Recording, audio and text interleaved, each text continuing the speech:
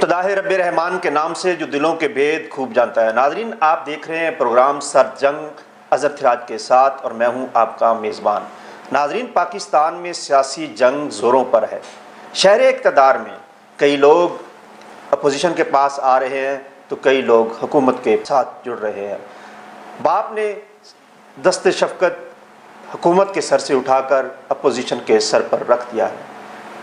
इमरान खान ने भी एक कामयाब और बेहतरीन शो किया, इसी तरह अपोजिशन का जलसा भी किसी से कम नहीं था। नाज़रीन, जानते हैं कि सूरत हाल क्या है। आज हमारे साथ मौजूद हैं हसाम दुरानी साहब, सीनियर प्रोड्यूसर 7 न्यूज़। दुरानी साहब, आपको प्रोग्राम में खुशामदीद। जी, अस्सलाम वालेकुम सर। दुरानी साहब, आप तीनों जलसों में मौजूद रहे। जी बिल्कुल, चश्मदीद गवाह हैं। क्या देखा, क्या महसूस किया और लोगों की नब्ज़ क्या कहती है? देखिए, अगर तो आप नब्ज़ की बात करते हैं तो नब्ज़ जो है वो तो हमेशा से चल रही है और बड़ी अच्छी रफ्तार से चल रही है। अवाम की अगर मैं बात करता हूँ तो देखें, अगर आप पीटीआई की बात करते हैं, जेयूआई की बात करते हैं या नून लीग की बात करते हैं, तो अगर उनमें से मैं सिर्फ सबसे पहले अगर पीटीआई के जलसे की बात करता हूँ तो पीटीआई का जलसा अवाम कहती है या जो पीटीआई के मानने वाले हैं, उसको प्यार करने वाले, उसके वोटर सपोर्टर्स हैं, वो कहते हैं कि जी उससे बड़ा जलसा आज तक जो है ना वो तारीख़ में इस ख़ित्ते अर्ज़ पे नहीं हुआ। तो अगर इससे ज़्यादा बड़ा जलसा अगर ख़ित्ते अर्ज़ पे नहीं हुआ तो बाकी जलसों को उसके साथ कंपेयर करने की कोई ज़रूरत नहीं है। अपोजिशन ये कहती है कि जी हमारा जलसा बड़ा था, बाकी जो लोग हैं वो कहते हैं कि जी हमारी गैदरिंग ज़्यादा थी। तो सर देखें, ये तो नंबर गेम है और नंबर गेम जो होती है वो हर आदमी यही कहता है कि जनाब मेरे पास ज़्यादा नंबर्स हैं, मेरे पास ज़्यादा नंबर हैं। लेकिन ग्राउंड रियलिटी को अगर देखा जाए तो मैं थोड़ा सा डिसहार्ट हुआ हूँ इमरान खान साहब का भी जो रिसेंट जलसा जो मैंने देखा है। और क्योंकि मैं जलसे में लाहौर से यहाँ से निकला था, सबसे पहले जो मरीम नवाज़ की यहाँ से जो रैली शुरू हुई थी महंगाई मुकाओ जलसे की तहरीक जो थी या उनका जो लॉन्ग मार्च था वो मैं इनके साथ यहाँ से शुरू हुआ और उसके बाद जब वो शाहदरा तक पहुँचे और वहाँ पे उन्होंने तकारीर की और उसके बाद गुजरांवाला तक मैं गया उनके साथ। गुजरांवाला से फिर मैंने जलसे को छोड़ा और मैं वहाँ से सीधा लाहौर की तरफ निकल गया, इस्लामाबाद चला गया, क्योंकि मैंने वहाँ पे जो पीटीआई का जलसा था उसको मैंने कवर करना था। और मैं सुबह 11 बजे मैं वहाँ पे पहुँच चुका था जलसा गाह में या उनका जो ग्राउंड जो परेड ग्राउंड था वहाँ पे। और उस वक्त से लेके जब तक जलसा ख़त्म नहीं हुआ मैं वहीं पर मौजूद रहा। और उस दौरान में बहुत सारे पीटीआई के जो लोग अहबाब थे, उनके वोटर्स थे, उनके सपोर्टर्स थे, उनसे भी मुलाकात हुई। कानून नाफज करने वाले अदारे जो थे उनके एहलकारों से भी मुलाकात हुई, कुछ अफसरान से भी बातें हुई। और जो सबसे बड़ी चीज़ मुझे इंतहाई शिद्दत से जो मैंने महसूस किया वो ये था कि इंतज़ामात पीटीआई के जलसे के जिस तरह के माजी में होते रहे हैं, क्योंकि इससे पहले भी मैं जलसे देखता रहा हूँ, कवर करता रहा हूँ, वो इंतज़ामात वैसे बिल्कुल नहीं थे जो कि पीटीआई का एक तुर्रा इम्तियाज़ होता है।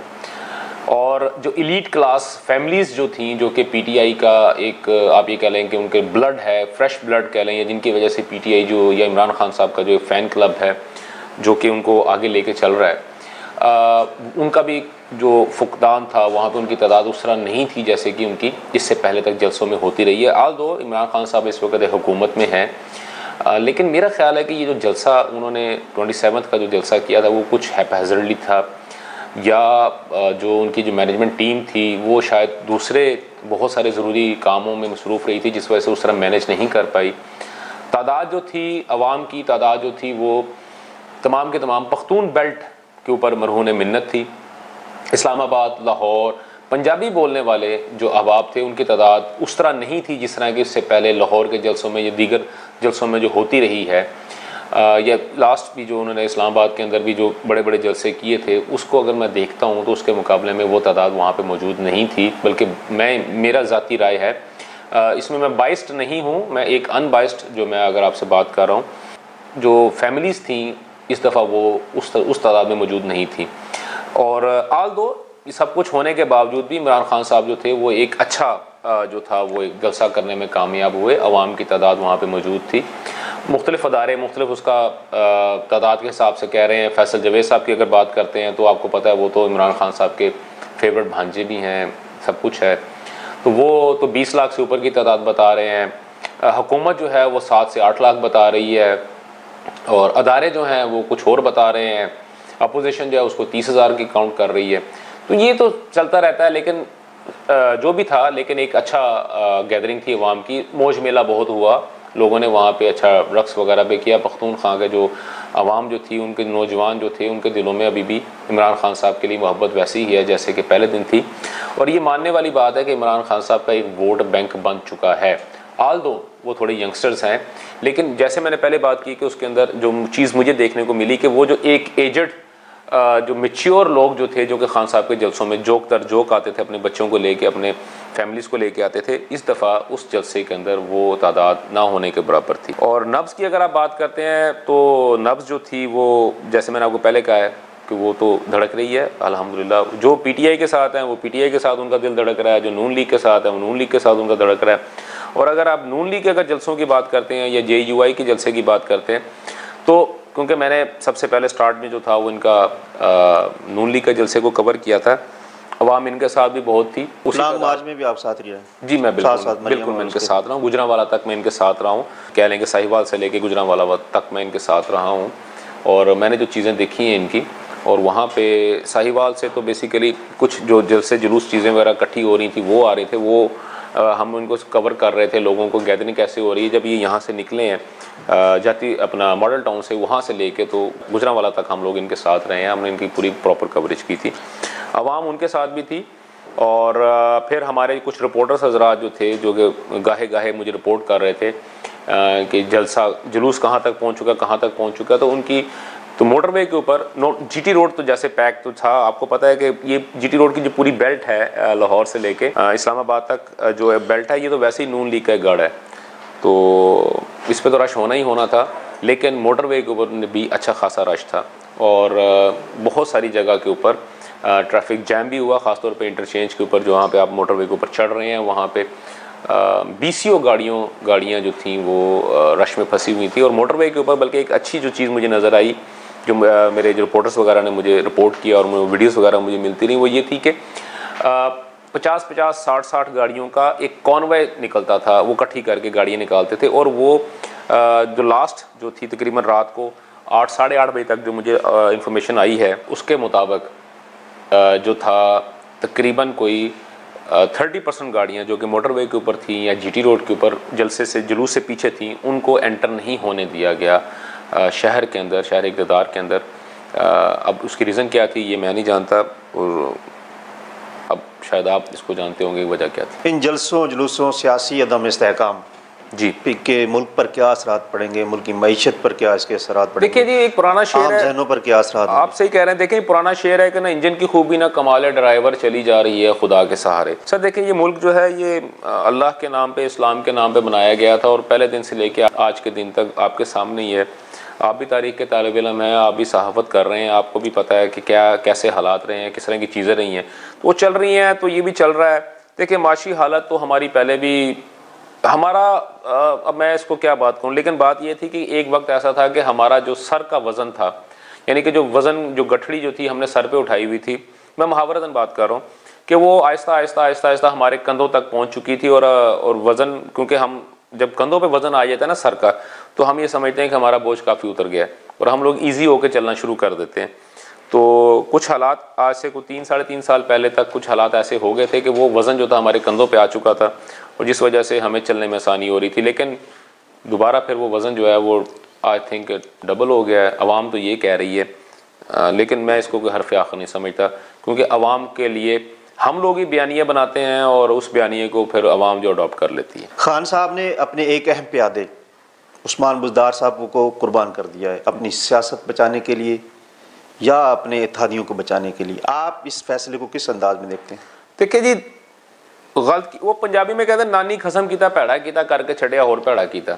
सर देखिए, ये वो वक्त नहीं था उनको कुर्बान करने का। अभी तो मज़ा आना शुरू हुआ था। वसीम अकरम प्लस की हमने बॉलिंग देखनी थी, हमने वसीम अकरम की जो हैट्रिक्स हुई हैं वनडे में और टेस्ट मैचेस के अंदर, जो वसीम अकरम शायद दुनिया के वाहद बाला ने जिनके टेस्ट और वनडे में 2-2 हैट्रिक्स हुई हैं। तो मेरा ख्याल था यही वो वक्त था जब वसीम अकरम ने अपनी रिवर्स स्विंग करनी थी और उन्होंने विकेट्स उड़ानी थी, और इमरान खान साहब के लिए उन्होंने एक मैचेस दर मैचेस करते करते उन्होंने वर्ल्ड कप एक दफ़ा फिर जीत लेना था। मेरा ख्याल है खान साहब जो हैं वो शायद थोड़े से बौखला गए हैं, सॉरी मैं मेरे वर्ड्स थोड़े शायद गलत हों, लेकिन जो लग ये रहा है क्योंकि अपोजिशन ने उनको 2-3 अतराफ से इकट्ठा घेरा हुआ है और उनको घेर घार के ऐसी पोजीशन पे लिया है कि जहाँ पे उनको अपना सर्वाइवल थोड़ा मुश्किल नज़र आया।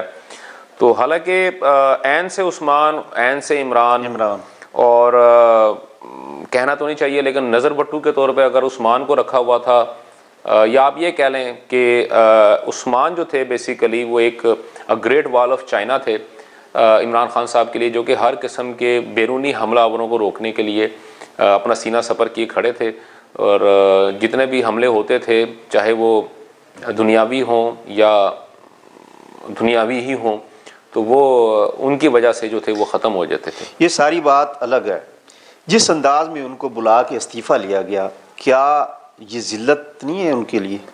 नहीं, ये तो इमरान खान साहब का ठीक है बहुत। नहीं, ये तो इमरान खान साहब का वतीरा है, आप इस बात को छोड़ दें। मैं फिर पुरानी बात करूँगा।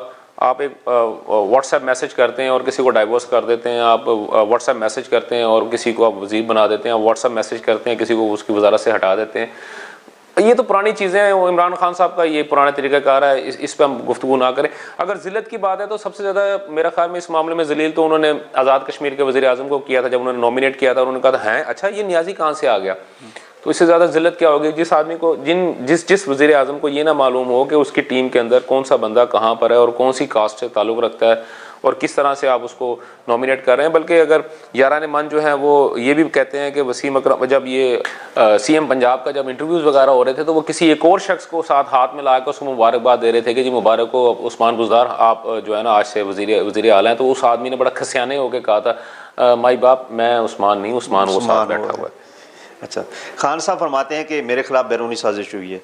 हाँ, तो बुज़दार साहब के खिलाफ किस मुल्क को तकलीफ या किसको तकलीफ थी? नहीं देखिए, मुझे ना थोड़ा तरस आया है अपना जो है बैरूनी ताकतों के ऊपर और ख़ासतौर पर इंटरनेशनल एस्टेब्लिशमेंट के ऊपर कि यार आपको उस्मान बुज़दार ही मिला, आपको एक साईं मिला।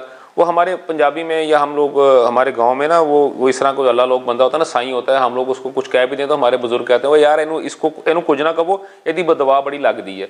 तो वो एक साईं आदमी था, बेजरर सा, मासूम सा, शरीफ सा। ना वो किस शरीफ सा, हाँ शरीफ ठीक है, हाँ मैं मान गया।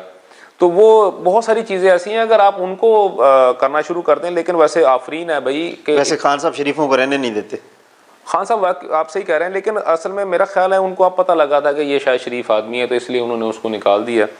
लेकिन जो बात हम पिछले 3 साढ़े 3 साल से कह रहे थे कि खान साहब अभी भी वक्त है, आप इसको निकाल दें।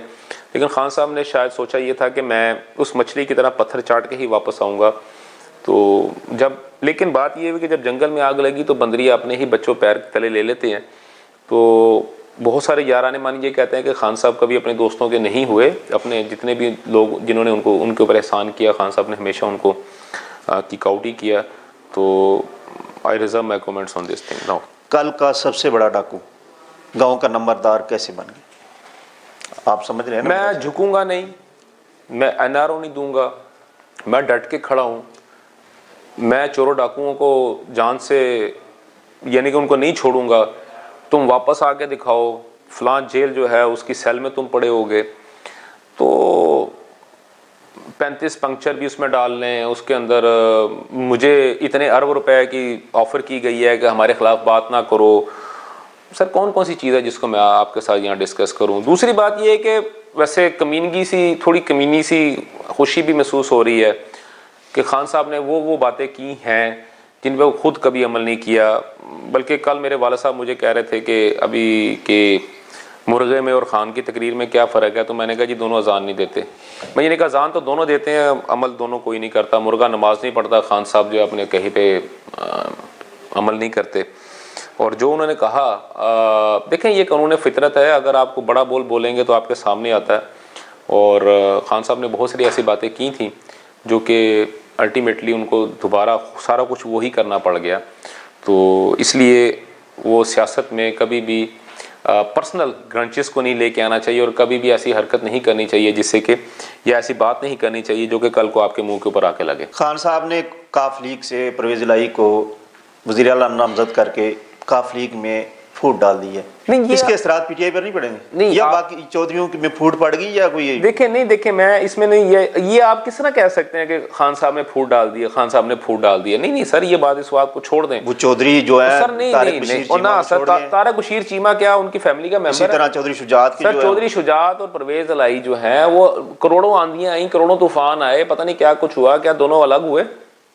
सर ये बात आप छोड़ दें। तारक परवेज या तारक बशीर चीमा साहब जो थे, ठीक है, काफ लीग के वो एक अच्छे ओहदे पे मौजूद थे, लेकिन क्या आज के दिन तक, मुझे छोटी सी बात बताएं, शहबाज शरीफ और नवाज शरीफ के दरमियान में दरार आई है? सबने पता नहीं क्या कुछ निकाल लिया कि इसमें से शीन निकलेगी, इसमें से मीम निकलेगी, इसमें से हे निकलेगा। At the end of the day, till yesterday night, आपने देखा है कि सारे का सारा सवाए नवाज शरीफ के पूरी पूरी फैमिली जो है कंटेनर के ऊपर खड़ी है। दूसरी आप बात कर रहे हैं कि काफ लीग के सर देखें, सीधी सी बात है, सौदा उन्होंने करना था, सौदा उन्होंने कर लिया। खान साहब ने अपने झुकना था, झुक गए। खान साहब ने अपने अल्फाज से मुकरना था, मुकर गए।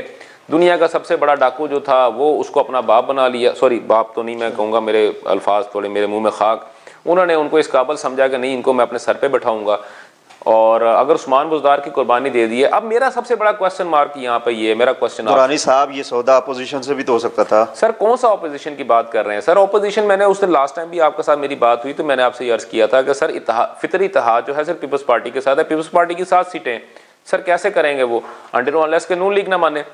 सर आप अगर ये बात करते हैं कि उन्होंने काफ लीग को तोड़ा है, तो सर ऐसी बात बिल्कुल नहीं है। काफ लीग को वो नहीं तोड़ सकते। इमरान खान साहब के अंदर कितना पोटेंशियल होता तो सर कम से कम अपने जो मुनहरफ अराकीन है 34-35 जो कि सिंध हाउस में बैठे हुए थे उनको रोक लेते। आप सिर्फ 5 सीटों वाले बंदे को, उसमें से भी अगर 2 वोट निकाल लेंगे तो 3 वोट तो फिर भी अपोजिशन के पास जा रहे हैं ना। थोड़ा सा सर अगर हम रियलिस्टिक हो गया, थोड़ा सा ओपन माइंड, क्लियर माइंडेड हो गया अगर बात करें, तो ये भी तो देखना पड़ेगा ना हमें। सही। दुरानी साहब आपका बहुत शुक्रिया, आप हमारे प्रोग्राम में तशरीफ़ लाए। नाजरीन, सियासी जंग अभी जारी है, खेल अभी बाकी है। खेल पर हम भी नज़र रखेंगे, आप भी नज़र रखिएगा। हमें दीजिए इजाज़त। अल्लाह हाफिज़।